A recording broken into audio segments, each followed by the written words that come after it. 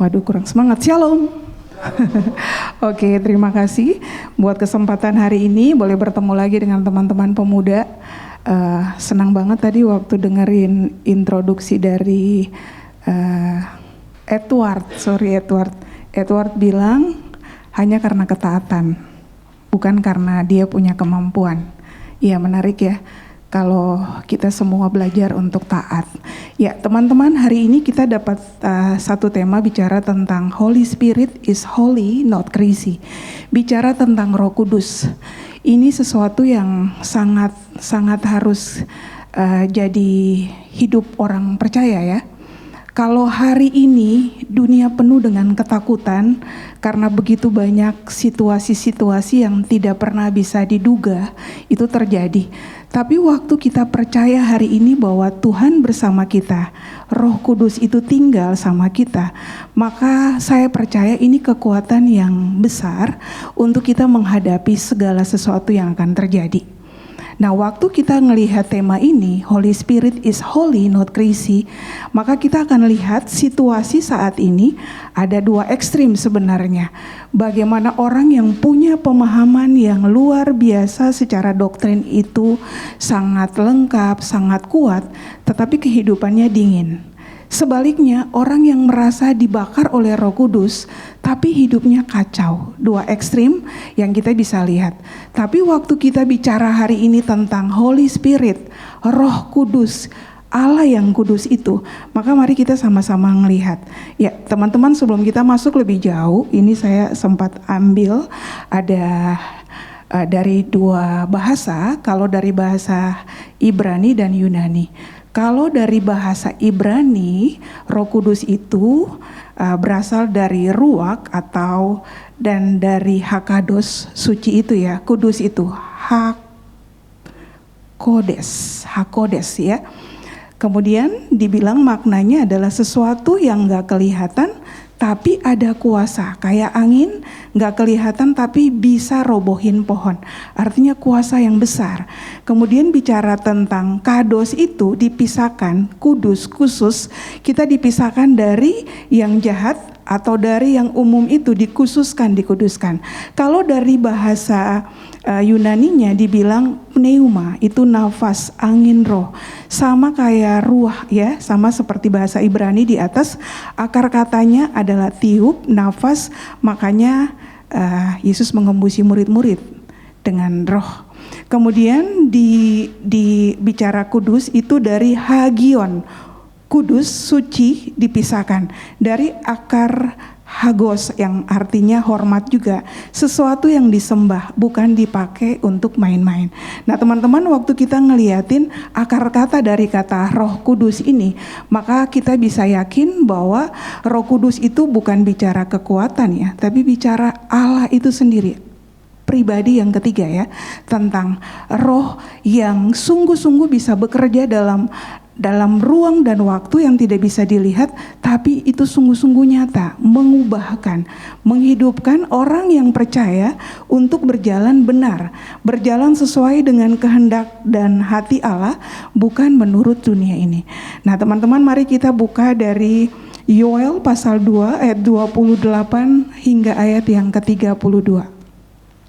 Ini adalah kitab Nabi kecil, hanya 3 pasal di sana, tapi teman-teman bisa ngeliatin kalau kisah Yoel itu bagaimana Tuhan memberikan ada hukuman murka Tuhan yang terjadi, kehidupan alam semuanya hancur, semuanya punah. Maka di pasal 1 teman-teman bisa temukan apa yang terjadi dengan orang Yehuda karena kehidupan mereka yang jauh dari Tuhan. Tapi lagi-lagi kita melihat kasih Tuhan itu gak pernah berakhir ya. Kita boleh lihat dari Yoel pasal 2 ayat 28 ayat 32, itu janji Tuhan yang diberikan. Kemudian daripada itu akan terjadi bahwa aku akan mencurahkan rohku ke atas semua manusia. Jadi bukan hanya untuk imam, bukan hanya untuk nabi, bukan hanya untuk raja, tapi dibilang di sini ke atas semua manusia. Aku akan mengadakan mujizat-mujizat di langit dan di bumi. Kemudian dikatakan, dan barang siapa yang berseru kepada nama Tuhan akan diselamatkan. Teman-teman, waktu kita ngeliatin Yoel pasal 2, dari kisah pasal yang pertama, teman-teman bisa nemukan apa yang terjadi dengan orang Yehuda ya, Israel Selatan itu ya. Bagaimana mereka dihukum oleh Tuhan, semua hasil tanaman mereka rusak, semua tidak bisa mereka nikmatin. Tapi waktu dibilang selanjutnya, Tuhan punya belas kasih. Tuhan pingin dengan hukuman itu bukan menghabiskan mereka, memusnahkan mereka, tapi Tuhan pingin supaya mereka bertobat, hidup di dalam kebenarannya Tuhan. Maka janji Tuhan, Tuhan akan memberikan rohnya ke atas semua manusia. Teman-teman, ini pun digenapi dalam Pentakosta. Kita baru rayakan itu ya di akhir bulan ini ya. Kita boleh ngeliatin bagaimana bicara tentang Pentakosta. Di Kisah Para Rasul 2 ayat 1 sampai 13, teman-teman bisa baca secara lengkap ayat yang pertama sampai ayat yang ketiga. Saya akan baca buat teman-teman. Ketika tiba hari Pentakosta, semua orang percaya berkumpul di satu tempat, tiba-tiba turunlah dari langit ada beberapa tanda yang teman-teman akan baca selanjutnya. Nah, waktu itu terjadi, para murid bisa bicara dalam bahasa orang-orang yang hadir waktu itu, dan mereka kebingungan, kok bisa sih? Padahal mereka bukan orang kita, tapi kok mereka bisa ngomong? Di situ dibilang, lalu mereka bilang, wah, jangan-jangan mereka ini mabuk. Tapi apa yang terjadi teman-teman? Pembicaraan atau apa yang disampaikan oleh para murid di ayat 11 jelaskan, kita mendengar mereka berkata-kata dalam bahasa kita sendiri tentang perbuatan-perbuatan besar yang dilakukan Allah. Di ayat yang ke-15, kata Petrus kepada orang-orang banyak itu, orang-orang ini tidak mabuk seperti yang kamu sangka, karena hari baru pukul 9. Tetapi itulah yang difirmankan Allah dengan perantaraan Nabi Yoel. Jadi teman-teman, Yoel pasal 2 ayat 28 hingga 32 digenapi Tuhan pada Kisah Para Rasul 2 ayat 1 sampai 13. Janji Tuhan digenapi. Tuhan gak pernah mengingkari apa yang Tuhan ingin kerjakan kepada umatnya. Nah, sebelum itu terjadi, teman-teman pasti ingat waktu Tuhan menampakkan diri selama 40 hari kepada setiap murid-muridnya. Kita bisa ngelihat di ayat yang ke-8, Tuhan berkata, tetapi kamu akan menerima kuasa kalau Roh Kudus Tuhan turun ke atas kamu, dan kamu akan menjadi saksiku di Yerusalem dan di seluruh Yudea dan Samaria dan sampai ke ujung bumi. Teman-teman, dari sini kita belajar bahwa waktu Roh Kudus itu diberikan, ternyata ada satu tujuannya. Bukan supaya kita dapat kekuatan ekstra, tapi supaya kita jadi saksi Tuhan. Nah, kalau hari ini kita bilang kita percaya pada Tuhan dan Dia sudah memberikan Roh-Nya yang kudus, pertanyaannya, sudahkah kita menjadi saksinya itu? Ini pertanyaan yang sebenarnya awal diberikan kepada kita yang sudah mengenal Tuhan. Sudahkah kita menjadi saksi Tuhan? Kemudian di ayat 36 pasal 1 dibilang, jadi seluruh kaum Israel harus tahu dengan pasti bahwa Allah telah membuat Yesus yang kamu salibkan itu menjadi Tuhan dan Kristus. Ini kesaksian Petrus ya kepada orang-orang yang datang. Ketika mereka mendengar hal itu, hati mereka tersayat. Lalu mereka bertanya kepada Petrus dan rasul-rasul yang lain, apa yang harus kami perbuat saudara-saudara? Jawab Petrus kepada mereka, bertobatlah dan hendaklah kamu masing-masing dibaptis dalam nama Yesus Kristus untuk pengampunan dosamu, maka kamu akan menerima karunia, yaitu Roh Kudus. Teman-teman, poin yang kedua kita bisa ngelihat. Jadi waktu Roh Kudus itu dicurahkan, teman-teman bisa tahu kan situasi murid-murid sebelum Kristus terangkat ke surga. Waktu Kristus mati kan ketakutan murid-murid kan untuk bertemu dengan banyak orang karena mereka merasa terancam, jangan-jangan mereka juga dibunuh gitu ya. Nah, waktu Roh Kudus itu turun, kita ngelihat ketakutan itu seperti sirna ya. Para murid begitu berani menyaksikan tentang Kristus. Jadi lagi-lagi waktu Roh Kudus itu diberikan kepada murid-murid, bukan untuk mereka memperkenalkan dirinya, aku percaya pada Tuhan. Tidak hanya itu, tapi yang dikatakan mereka menceritakan kamu yang menyalibkan Kristus itu. Jadi lagi-lagi waktu Roh Kudus itu diberikan, ditinggalkan, supaya hidup di dalam kita, bagaimana kesaksian Kristus itu yang harus nampak dari hidup kita. Dan di situ dibilang, apa yang harus kami lakukan? Waktu kebenaran itu dibukakan, bertobatlah supaya kamu mendapatkan karunia. Dibilang apa? Karunia Roh Kudus. Teman-teman, kalau hari ini orang berjuang mati-matian untuk mendapatkan kelimpahan materi, tapi bisa jadi besok selesai karena nafasnya diambil, ya kan? Hari ini dia punya segalanya tapi tiba-tiba kebakaran dan semuanya hilang. Tapi waktu Roh Kudus itu diberikan kepada kita, maka ini yang harusnya disyukuri oleh kita yang percaya. Tidak bisa diambil oleh siapapun. Dia bagaikan bom yang meledak, membuat murid-murid itu begitu berani bisa menyatakan kebenaran. Makanya mereka boleh berkata, Petrus boleh bilang, bertobatlah. Kamu masing-masing harus dibaptis. Lagi-lagi Kristus disampaikan. Dalam nama Yesus Kristus untuk pengampunan dosamu, maka kamu akan menerima karunia. Kalau Roh Kudus itu tinggal dalam kamu. Hari ini kita percaya enggak kalau Roh Kudus itu sudah diberikan dalam hidup kita? Kalau hari ini Roh Kudus itu tinggal dalam kita, pasti kalimatnya si Edward, aku pikir itu bagian dari karya Roh Kudus ya. Maka Edward bisa bilang karena ketaatan. Mungkin kalau dipikir, aduh aku gak bisa gak nyanyi nih. Aku kayaknya sulit nih untuk di depan gitu ya. Tapi waktu dia mau tunduk dan taat, ya Tuhan memberikan keberanian. Tuhan memberikan sukacita untuk mau memilih lagu dan bernyanyi. Nah hari ini peranan Roh Kudus itu dahsyat ya buat orang yang percaya. Tidak hanya melihat bahwa itu sebuah kekuatan, tapi itu Tuhan loh. Tuhan menetap dalam hidup kita. Makanya kalau teman-teman boleh ingat seorang yang menggerakkan gerakan reform, R.C. Sproul, bisa lihat di reformata.com, saya menulis itu. Waktu dia menjadi seorang Kristen, sebelumnya dia udah Kristen, tapi dia merasa Kristen dia seperti Kristen yang dingin, yang tahu hanya beribadah, orang yang baik sekali. Tapi ada satu hal yang berubah ketika dia boleh mendapatkan karunia hidup baru itu. Satu hari dia benar-benar mau membaca Alkitab, itu bagian dari perubahan hidup ya teman-teman.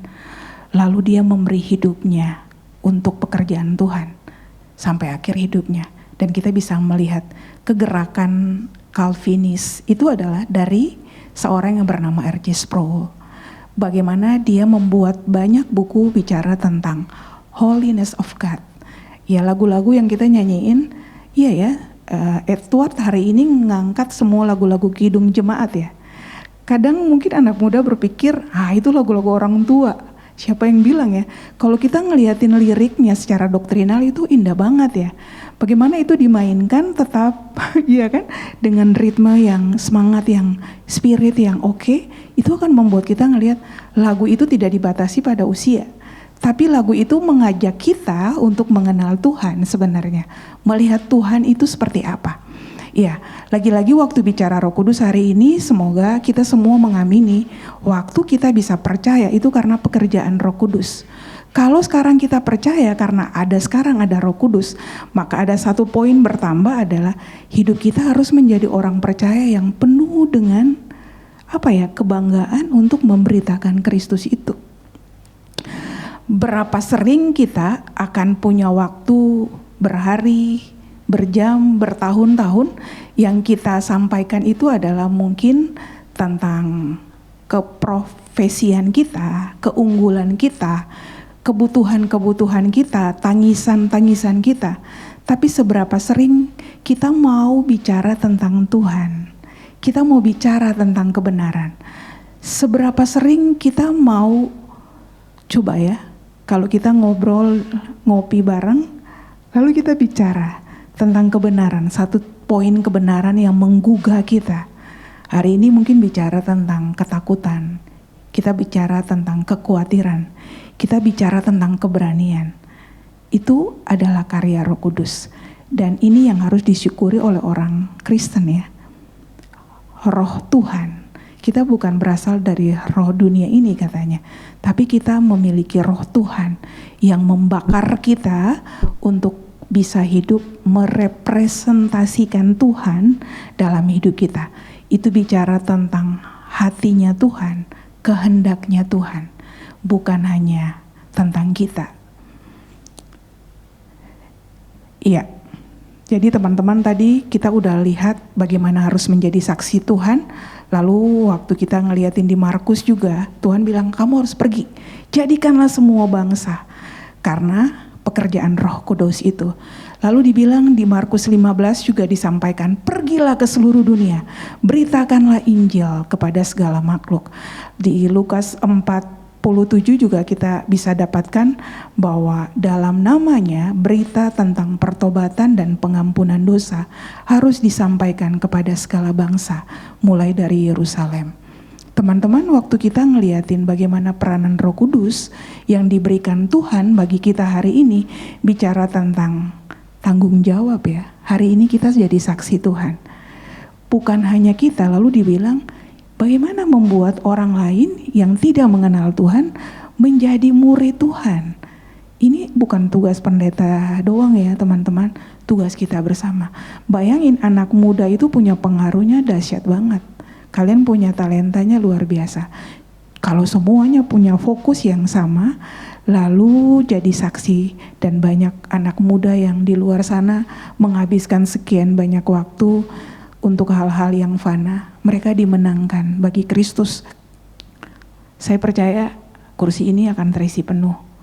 Gereja ini bukan menjadi gereja yang biasa saja, tapi gereja yang mengobarkan api Roh Kudus itu membawa banyak orang untuk bertemu, datang pada Tuhan. Injil itu akan pasti keluar dari mulut kita. Injil itu adalah kekuatan Allah yang menyelamatkan setiap orang percaya. Coba bayangin ada banyak orang yang frustrasi hari ini. Kalau kita bayangin, kita nonton media, itu kejahatan dipampang di media itu gila ya. Semakin hari tingkat presentasinya, wow, itu sampai takut ya, mau baca aja, mau lihat aja tuh menakutkan gitu ya. Teman-teman, kenapa itu terjadi? Karena mereka nggak punya kekuatan untuk menghadapi hidup ini. Injil adalah kekuatan Allah yang menyelamatkan orang percaya. Yuk bangkit yuk, hari ini kita minimal bisa membawa 1-2 orang yang mungkin lagi putus asa, yang lagi down.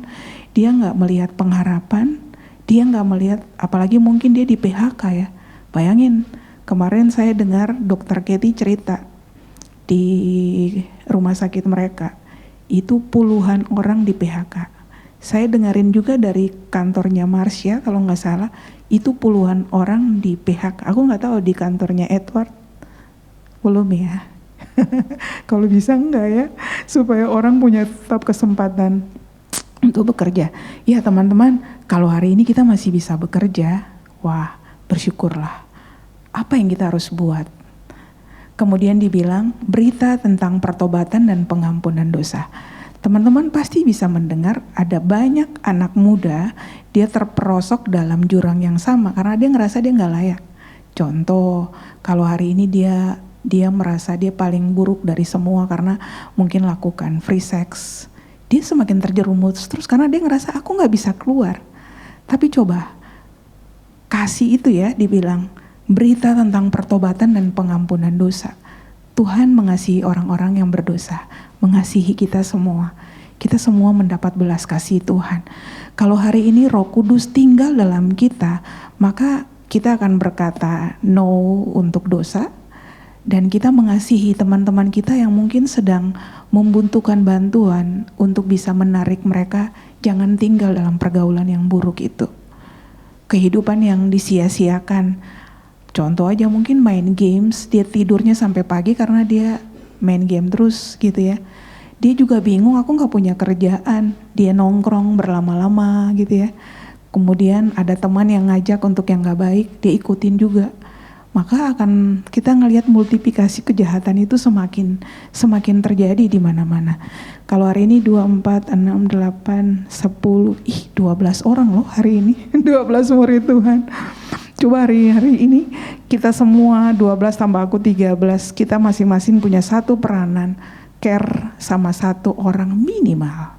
Kalau bisa 10 orang di lingkungan terdekat kita aja.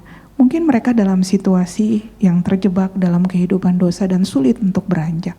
Tapi waktu kita tahu Roh Kudus tinggal dalam kita, Tuhan sedang membuat kita, kalau bilang hari ini, kita seperti nabi. Wakilnya Allah. Wakilnya Allah. Siapa kita ya? Tapi Tuhan kasih itu loh buat kita. Roh Kudus itu Tuhan, Dia Allah yang sejati, tidak menunjuk kepada dirinya, melainkan kepada Kristus. Teman-teman, Kristus yang adalah Allah tidak menunjuk kepada dirinya sendiri, melainkan kepada Bapa. Kita hanya manusia, bukan Allah.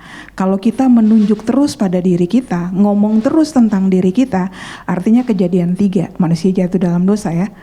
Orang mau menjadi seperti Allah, sesungguhnya harus menyatakan Kristus dalam kita.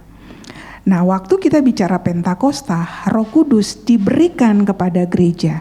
Roh Kudus adalah urapan itu sendiri. Yesus mengurapi kita dengan Roh Kudus, lalu kita menjalankan jabatan kenabian itu.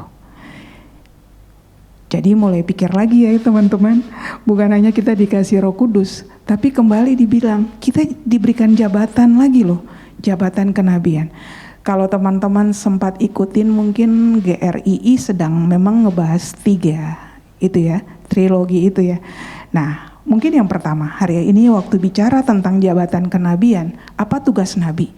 Nabi dalam perjanjian lama itu mewakili Allah.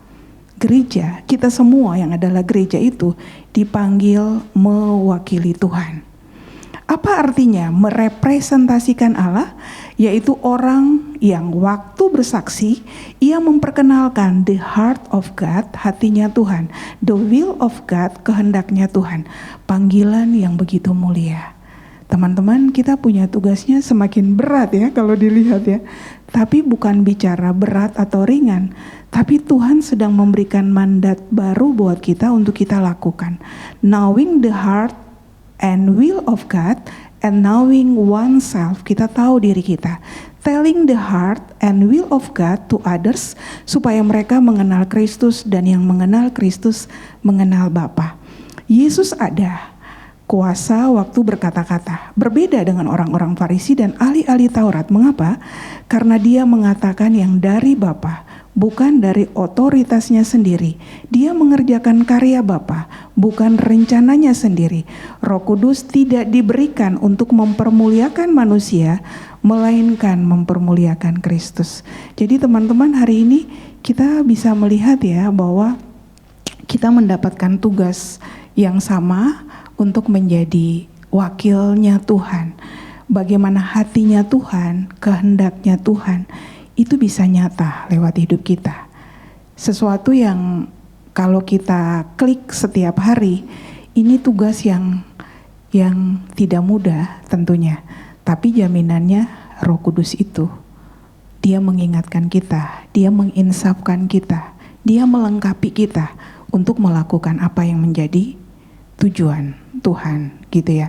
Kemudian kalau bicara tentang poin yang kedua, jabatan imam, bagaimana sacrifice hidup kita itu harus menjadi persembahan yang hidup buat Tuhan. Lalu waktu bicara tentang raja, kita juga adalah hambanya Tuhan. Bicara tentang ketaatan dalam arti hidup dalam kebenaran, hidup dalam belas kasih Tuhan, hidup dalam kasihnya Tuhan. Itu adalah 3 poin yang gak bisa dilepaskan dari hidup kita yang percaya. Nah teman-teman, tadi aku udah singgung waktu tema ini diangkat, maka ada 2 ekstrim ya yang bisa kita lihat saat ini. Kalau ekstrim rasional, intelektual, memahami Roh Kudus itu sebatas teori, kekuatan impersonal atau konsep, fokusnya terlalu dingin pada penalaran akademis, menolak pengalaman rohani, memadamkan kuasa supranatural, dan menganggap Roh Kudus sudah tidak aktif lagi dalam mujizat. Kalau ekstrim pengalaman yang berbeda, maka kita akan melihat contoh dia ekstrim jadi bahasa lidah yang ditiin terus gitu ya. Kemudian yang rebah, harus rebah Kalau enggak kayaknya enggak ada Roh Kudus dalam dia gitu ya. Nah, kalau pandangan tentang Alkitab bahwa Roh Kudus itu adalah kudus, not crazy itu, maka Roh Kudus adalah pribadi ilahi, bagian dari Tritunggal yang aktif menuntun orang percaya kepada kebenaran, memampukan untuk hidup kudus, menghasilkan buah roh. Ya teman-teman, ada kasih, sukacita, damai sejahtera, penguasaan diri, kelemah lembutan, kesucian, kesetiaan, melengkapi dengan karunia pelayanan, dan memuliakan Tuhan Yesus Kristus. Jadi kalau hari ini teman-teman yang membuka dirinya untuk mau hidup melayani, itu bagian dari pekerjaan Roh Kudus yang membuat teman-teman tuh kayaknya nggak bisa aku harus tetap melayani. Kayaknya nggak bisa kalau aku nggak berdoa. Bukan bicara rutinitas, tapi ada sebuah tarikan yang begitu kuat yang membuat kita kayaknya nggak bisa bertumbuh kalau kita nggak dekat sama Tuhan dan firman-Nya. Oke, ini bisa dilihat aja hal-hal yang sederhana. Ya, pertanyaannya buat kita. Mengapa ada gereja doktrinnya hebat, kuat, tapi dingin? Contoh kalau di Indonesia dikenal mungkin reform ya. Tapi tidak semua orang yang reform itu dia boleh hidup penuh dengan gairah memperhatikan orang lain mungkin, memberitakan Injil mungkin, yang penting memenuhi intelektualnya, pikirannya. Tapi yang sebaliknya merasa kepenuhan roh, apa-apa bicara Roh Kudus bekerja, Tuhan bicara sama saya, tapi hidupnya kacau. Itu real dengan hidup. Nah ini dua ekstrim ini yang akan muncul. Kenapa sih ini terjadi? Ya kehilangan keseimbangan ya, hati dan teologi yang bengkok. Teman-teman ada beberapa catatan di sini. Kalau lihat dari dua ekstrim ini, dua kubu ini sebenarnya sakitnya sama. Cuman gejalanya yang beda. Kalau gereja yang dingin, pegang firman Tuhan tanpa roh. Jadi semuanya waktu belajar firman tuh untuk kepuasan knowledge doang ya. Makanya Matius 23 bilang, kamu bayar persepuluhan tapi abaikan keadilan dan kasih, Tuhan gak terima itu. Gitu ya. Jadi maksudnya semua pemahaman yang benar itu harus, doktrin itu harus supaya kita berjalan benar. Tapi kalau doktrin hanya sebagai sebuah pemuasan intelektual kita dan kita merasa lebih baik dari orang lain, nah itu yang akan menjadi salah. Itu bukan, ya, itu tidak dikehendaki oleh Tuhan. Kalau gereja kacau, kejar roh doang tanpa firman, makanya lebih sering mungkin kalau nyanyinya banyak sekali, tapi untuk firman Tuhan cuma 5 menit, 10 menit, tidak seimbang kan. Nah itu jangan terjadi, jadi mistis jadinya. Terlibat ibadah bagaikan malaikat tapi mungkin sombong rohani kayak gitu ya. Nah, sekarang kalau kita ngelihat Efesus 3 ayat 16 sampai 17, bagaimana dikuatkan dengan kuasa oleh rohnya di dalam batinmu, sehingga oleh imanmu Kristus diam di dalam hatimu. Iya ya.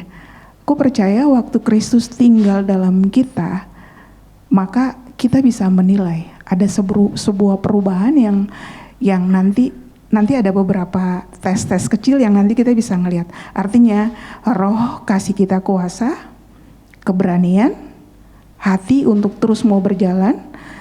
Firman itu kasih kita arah supaya kita nggak salah dan meleset, tersesat. Kristus itu adalah tujuan kita, bukan kitanya, bukan tujuan organisasinya. Tapi kita sama-sama ngelihat Kristus itu adalah pusat dari hidup kita. Orang harus datang ke sana supaya kita semua mengalami anugerah keselamatan itu ya. Bukan cuma nanti, tapi hari ini juga. Ya, ini sama, tadi kita udah ngebahas juga. Oke, jadi mungkin 5 pilar utama pemahaman reform. Ya, kalau hari ini bicara reform berarti kan back to Bible. Kita kembali pada Alkitab. Jadi kalau bicara kita mau kembali pada Alkitab, kita malas baca Alkitab, kita nggak mau dengar firman Tuhan, maka nonsen yang kita nggak bisa. Jadi hari ini kita memang harus cinta firman Tuhan. Pandangan tentang Roh Kudus, dia Allah, dia kerja sesuai firman, dia Allah yang tertib. Jadi nggak bisa, kadang kan ada satu tempat di mana teman-teman bisa ngelihat semuanya bahasa gitu ya, sampai kita ngerasa bising, tidak tertib. Itu juga tidak. Karena Roh Kudus ngajarin kita tuh holy, tertib ya, kudus sesuai dengan firman Tuhan. Ya. Jadi ini kita bisa ngelihatin. Yang kedua, kerja utama Roh Kudus itu menerapkan penebusan Kristus. Artinya apa sih? Ya. Jadi kalau di sini bilang Kristus mati buat dosa kita, tapi Roh Kudus yang mengantar kita, memberi kita untuk melihat ya pengorbanan itu, kita mau mengorbankan diri kita untuk ngikutin apa yang Tuhan mau. Nah, waktu bicara regenerasi lahir, Roh Kudus bikin hati kita yang keras itu bisa berubah. Kemudian Roh Kudus itu panggil kita untuk kita dipanggil untuk dibenarkan. Kita hidup dalam kebenaran. Kita dikuduskan oleh Dia. Dia memelihara kita. Roh Kudus tidak kerja sendiri. Dia selalu menunjuk kepada Kristus. Ia memuliakan Kristus. Dan kalau ada gerakan rohani tapi bikin orang tidak cinta Alkitab, gitu ya. Dia bilang dia cinta Kristus, atau dia bilang semua yang dia lakukan ini untuk Tuhan, tapi dia nggak cinta Alkitab, dia nggak suka dengan pengorbanan salib itu ya. Ya itu patut dicurigai katanya.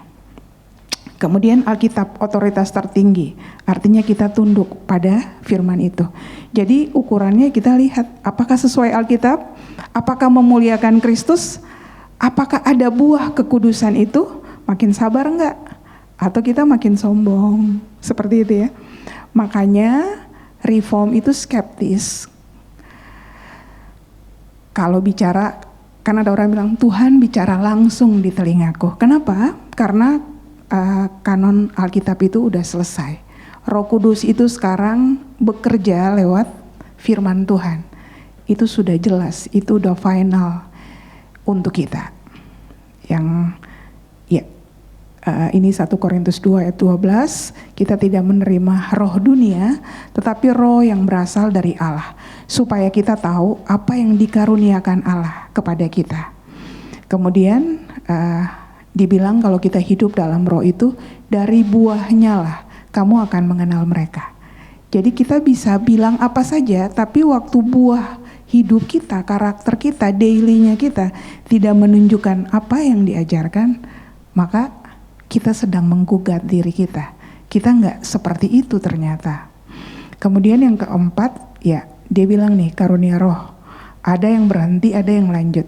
Contoh, yang udah nggak ada lagi bicara tentang bahasa roh, nubuat, penyembuhan ajaib. Ya itu udah selesai. Tapi waktu bilang karunia yang terus berlanjut itu karunia pelayanan. Contoh, mengajar, menasehati, memberi, memimpin, sampai Tuhan datang. Oke, ya. Ada beberapa catatan, teman-teman bisa ngelihat ya standarnya, firman dan kekudusan hidup. Dan yang terakhir, solusinya apa sih buat kita? Oke, kalau kita berada di gereja yang dingin, kita harus jadi penghangat. Minta Roh Kudus kobarin hati kita, doa pribadi, boleh nangis aja nggak ada masalah ya. Kita punya kesempatan untuk doa bersama. Contoh gini teman-teman, waktunya bilang dingin tuh gimana? Kita mau ibadah, kita mau nyanyi tuh kayak malas. Tidak ada semangat gitu loh untuk memuji Tuhan. Waktu mau berdoa mungkin ya kita biasa aja. Makanya waktu kita punya doa pagi gitu ya, kita punya kelompok kecil, kita punya AYF, itu kenapa harus ada? Supaya bakar lagi kita loh. Kalau AYF itu kan dia fokusnya untuk pemuda. Gimana kita bangkitin teman-teman pemuda kita yang lain yang mungkin lagi loyo. Ya ini gak gampang ya buat Bang Kris ya, tapi Bang Kris kan gak sendiri. Ada teman-teman pemuda di sini sama-sama kan bisa ambil bagian untuk mendukung Bang Kris supaya pemuda-pemuda kita. Tapi bukan masalah banyaknya ya. Tapi seberapa pun yang ada punya semangat yang tidak dingin, berapi-api, maka saya percaya pertumbuhan itu memberi dampak. Ya, kalau di gereja yang kacau, ya penjaga remnya ya itu supaya kita tahu ini benar apa enggak, itu tadi firman Tuhan itu.